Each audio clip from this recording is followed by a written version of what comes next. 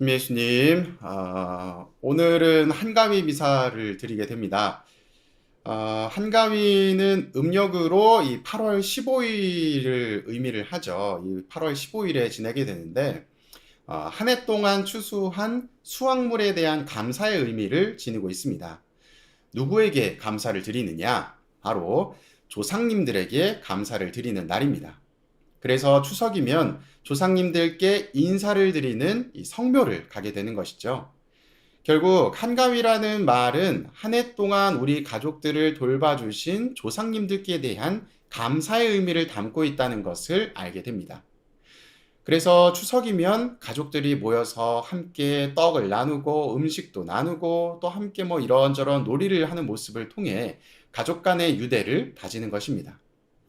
하지만 어떤 이들에게는 이런 추석이 부담스러운 사람들도 있습니다. 오랜만에 만나는 가족들이 던지는 이 인사말이 때로는 인사가 아니라 불편함을 초래하는 말이기 때문입니다. 무슨 이야기를 할지 짐작이 되시죠? 대부분 그리고 이러한 불편한 인사말은 누구의 입에서 나오느냐? 바로 집안의 어른들 입에서 나오게 됩니다. 어떤 이야기가 있을까요? 추석에 기피해야 될 인사말은 대부분 이런 말들입니다. 취직했니? 혹은 결혼 언제 할 거니? 만나는 사람은 있니? 아유, 야, 결혼을 언제 했는데 아직 애가 없어. 애는 언제 낳을 거야? 등등 대부분 어른들이 던지는 인사말이 이러한 경우가 대부분입니다. 그래서 젊은 사람들은 추석이면 일부러 핑계를 만들어서 이 추석에 가족 모임에 참석하지 않으려 한다는 이야기도 있습니다. 실제로 추석이면 이 호텔들의 호텔방이 다 예약이 차서 빈 방이 없다는 이야기가 전해져 오죠. 그 말인즉슨 다들 추석에 회사 일이 어쩌고 저쩌고 핑계를 대면서 거기서 개인적으로 쉼을 가지고 있는 경우가 많다는 것입니다. 어찌됐든 이런 이야기를 던지는 어른들의 마음은 어떨까요? 한결같습니다. 모두가 동일한 마음이에요. 걱정이 되어서입니다. 관심이 있고 또 사랑하기 때문에 이런 인사를 던지는 것이겠죠. 그런데 안타깝게도 대상이 되는 이들에게는 그 마음까지는 전달되지 않는 것 같습니다. 심리학자들은 추석에 어른들이 이런 인사를 던지는 것에 대해 동질감을 얻기 위해서라는 말을 사용하고 있습니다. 이것이 무슨 이야기냐면 대부분의 사람들은 타인을 볼 때 어떤 마음을 가지냐? 나와 같아지기를 희망한다고 이야기를 합니다. 그러면서 심리적인 안정감을 추구하는 것이죠. 가령 취업을 못한 사람은 누구를 만날까요? 취업을 준비하는 이 취준생들을 만나면서 이런저런 어떤 취업에 대한 이야기들을 할 겁니다. 그러면서 저 사람이 취업에 이번에 이제 이력서를 냈는데 떨어졌어요. 그러면 안타까움이 듦과 동시에 그래 아직 저 사람도 취업을 못했구나 라고 하는 이 동질감, 이 안정감을 얻게 되는 것이죠. 마찬가지로 추석에 가족들이 모여서 어른들이 던지는 인사말에는 관심과 사랑보다는 그 이면에 이런 심리가 담겨 있다고 합니다. 내가 결혼하면서 느낀 것을 너도 느껴야 돼. 내가 아이를 낳으면서 경험한 것을 너도 경험해야 돼. 라고 하면서 그 안에 어떤 동질감, 심리적인 안정감을 추구하고자 하는 마음이 있다라고 표현하고 있는 것이죠. 상대방도 나와 같은 처지가 되면서 심리적인 안정감을 얻기 위해서라는 말입니다.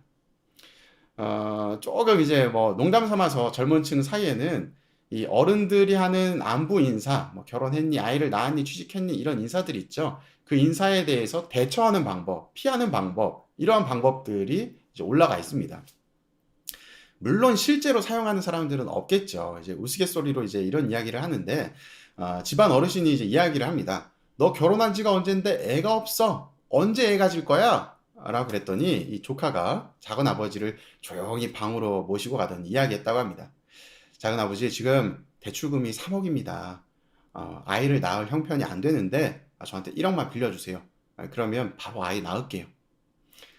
그랬더니 이 작은 아버지께서 더 이상 아이를 낳으라는 이야기를 하지 않았다는 그런 어떤 에피소드가 있는데요. 우스갯소리입니다. 어찌됐든 이 한가위, 이 추석이 지니고 있는 의미는 조상님들과 가족들이 한데 모여서 함께 한다는 데 의미가 있습니다. 그런데 그 자리에서 서로를 불편하게 하는 말을 해서 내년에는 안 와야지. 아, 또 모임 가는 거 가기 너무 싫다. 이러한 생각이 들지 않도록 서로가 서로를 배려해야 되겠죠. 요즘에는 그런 집안이 잘 없을 것이다라고 생각이 드는데 아직도 추석이면 며느리들을 추석 내내 시댁에서 전을 부치게 하거나 이 남자분들은 아무 일도 하지 않고 TV나 보고 술이나 마시는 집안은 없겠죠. 아유, 없을 겁니다. 요즘 시대에 아직도 그런 집안이 존재한다면 좀 반성하셔야 되겠죠. 그런 집은 이제 없을 겁니다. 네, 없겠죠. 그런 집이 만약에 있다면 지금은 웃으면서 일을 하고 있는 며느리가 나중에는 아는 체도 하지 않을 상황이 오게 될 겁니다. 어, 코로나 때문에 모이기 힘든 상황이시기 때문에 이 추석을 가족들과 함께 하지 못하는 분들도 존재하실 것 같은데요. 이 오랜 기다림 끝에 오랜만에 모여서 회포를 푸시는 집도 또 있을지도 모르겠습니다. 이런 집, 저런 집 다 존재하겠지만 추석은 조상님들과 지금의 우리 가족이 유대를 가지는 시간입니다. 별거 아닌 몇 마디의 말로 얼굴을 붉히지 않도록 조심하시고 형제님들은 제발 1년에 이 날이라도 주방을 점거하시기 바랍니다. 자매님들을 쉬실 수 있도록 엉덩이를 들고 일어나시기 바랍니다. 평소에 잘 하지 않으셨, 평소에 잘 하신다면 상관없지만 그렇지 않은 분들은 바로 오늘이 기회입니다. 1년 중에 단 하루인 오늘만이라도 이 작은 것 하나라도 행동하신다면 내년 추석까지 무탈하게 이 가정의 평화를 지키시는 것입니다. 그러니 지금 혹시 하면서 눈 감으시고 미사 참여하시는 형제님들 계신다면 눈 뜨시고 슬쩍 자매님 한번 봐보세요. 자매님이 씩 웃고 계실 겁니다. 며느님들은 옆에서 이렇게 이러고 웃고 계실지도 모르겠네요. 마지막으로 드리고 싶은 이야기는 며느님들에 관한 이야기인데, 며느님들은 여러분들의 자식이 아닙니다. 남의 집 자식이에요. 내 딸이 아니에요. 우리 집에 하루 왔으면 며느님도 이 집으로, 처가집으로 보내주시기 바랍니다. 오늘이 이 8월의 한가운데라는 한가위, 또 가을 저녁이라는 의미를 지닌 추석에 복음에서는 이 수확이라고 하는 주제를 담고 있습니다. 이 수확은 농사만 이야기하는 것이 아닌 것 같습니다. 자식을 키우는 것도 농사라고 표현을 하죠. 우리 어르신들은 내가 자식들을 잘 키워서 혹은 못 키워서 이렇다 생각하지 않으시면 좋겠습니다. 씨를 뿌린 것은 부모님들이지만 자녀들이 자란 것은 내가 키운 것이 아니라 스스로 자란 것입니다. 그리고 하느님께서 도와주고 이끌어 주신 것입니다. 잘 자라서 좋은 수확물을 내었다고 기뻐할 것도 생각보다 좋은 수확물을 내지 못했다고 해서 실망할 것도 없는 것입니다.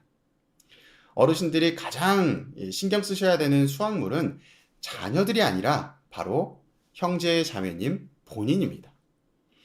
나라고 하는 수확물을 잘 키우기 위해서 해와 땅과 물을 주시는 하느님께 의지하면서 스스로를 돌보시기 바랍니다.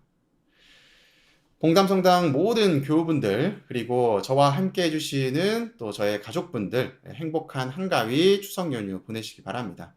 다툼이 없는 가정, 행복하고 웃음꽃이 만발한 그런 가정이 이 추석 연휴 내내 이어지기를 소망하면서 또 함께 이 지향에 넣어주신 조상님들을 위해서도 오늘 미사 중에 함께 기도하고 기억하도록 하겠습니다. 사랑합니다.